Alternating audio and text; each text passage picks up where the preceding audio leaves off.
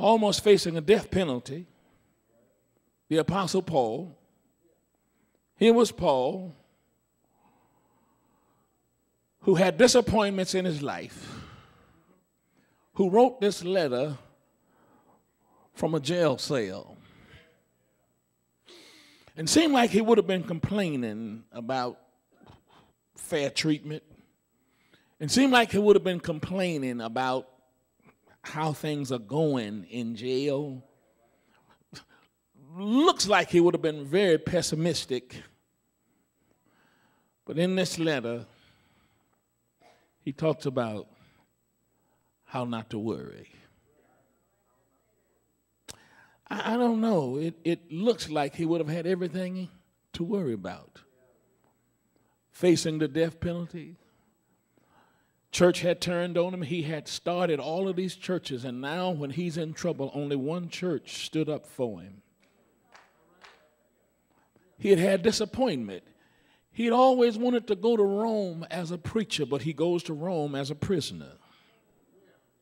Disappointment after disappointment. Am I talking to somebody here today who's had disappointment after disappointment, worry after worry, time, and so you're consumed with worry.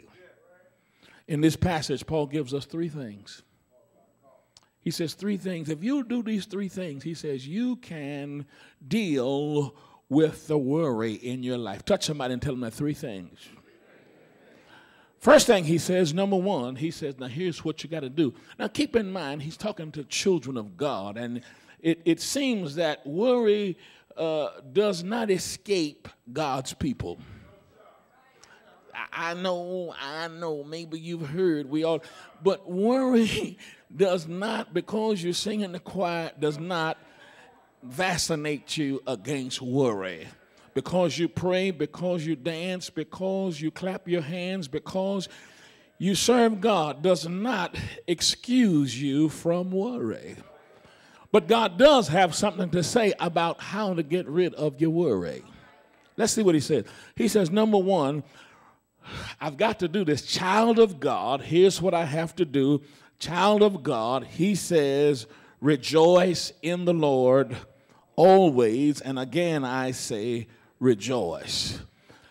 Now let's take a look at what he says. Here is a fellow who talks about rejoicing, but he's in prison. And so evidently his joy does not rest upon circumstances. His joy has nothing to do with outer circumstances, but his joy evidently must come from the inside. Keep in mind, he says, rejoice in the Lord always. Now, I want you to notice several things. Number one, rejoice in the Lord in the Greek is in the imperative mood, which suggests it is a command. He said, God commands you to rejoice. It's not a suggestion, child of God. It's a command. God commands you, and maybe he commands us to rejoice because he knows the therapeutic benefits of rejoicing. Maybe he commands us to rejoice because he knows it's bad PR for the kingdom for Christians to act like they've been weaned on lemon juice. Now, so he commands us. He said, now watch this, rejoice in the Lord.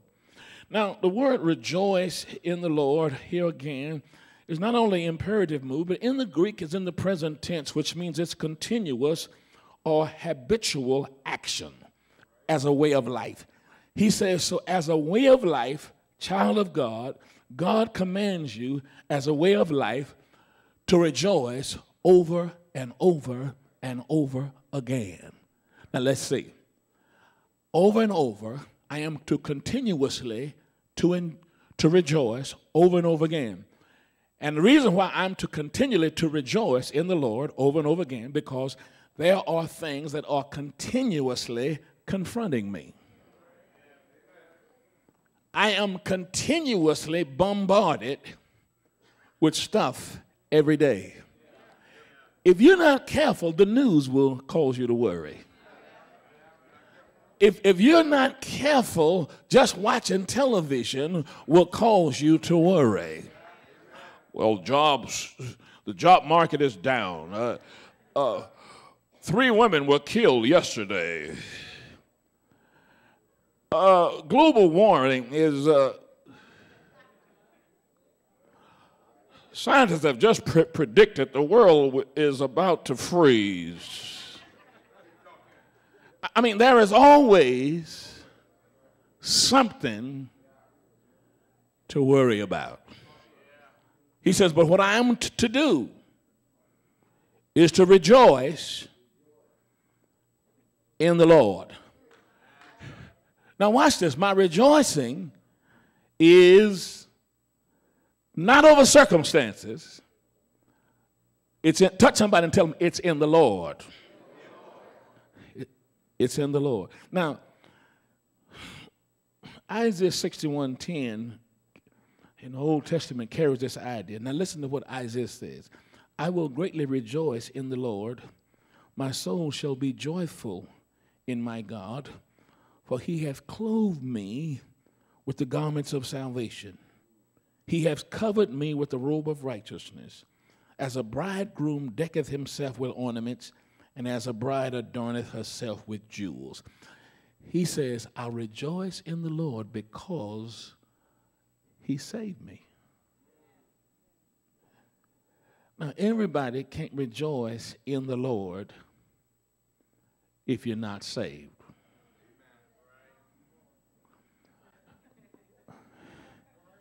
He says, but what as a believer, what I'm to do is to constantly rejoice in the fact that God saved me.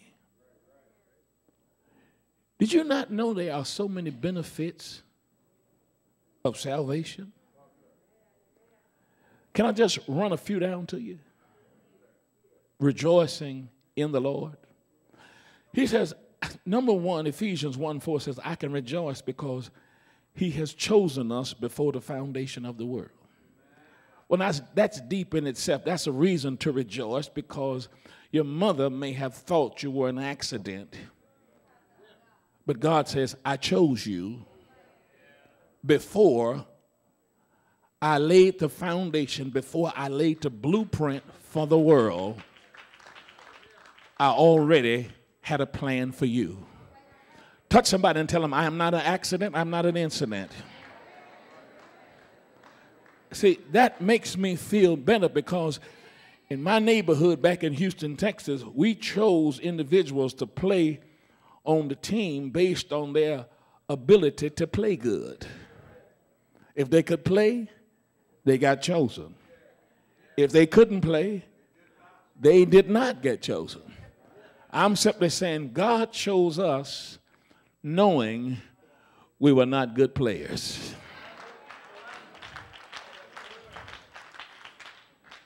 He says, now, I need to constantly, Kenny, remind myself that no matter what I'm going through, I got to constantly tell myself, hey, look, I know you got problems, but God chose you before the foundation of the world.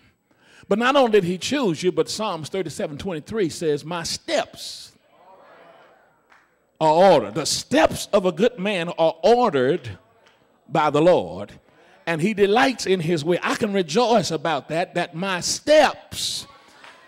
Now, notice he did not say my journey, but the minutest detail, my steps have been ordered by the Lord. He delights in his way, and though I fall, built into my fall is my recovery. Somebody gonna catch this. I said, that's enough to, built into my fall is my recovery, my step. And then he says, it may look like things are not going too well for you, but he says in Romans 8:28, all things work together for the good of them that love the Lord, to them who are called according to his purpose. That is, it may look bad. It may look like things are out of whack. It may look like life is a runaway train. He said, but God is a great chemist.